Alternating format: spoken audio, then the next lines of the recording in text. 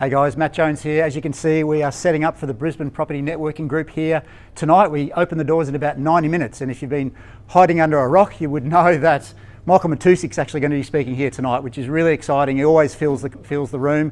We've got about 170 people coming here tonight, so it's going to be a lot of fun. And if you're buying, selling, renovating, subdividing, whatever you're doing in property investing, tonight is the night to be here, because this guy's been in the game for over 30 years, and he's going to give us some really good insights around what's happening in the market, both now, 5, 10 years, even 20 years ahead. So you really want to see what's happening.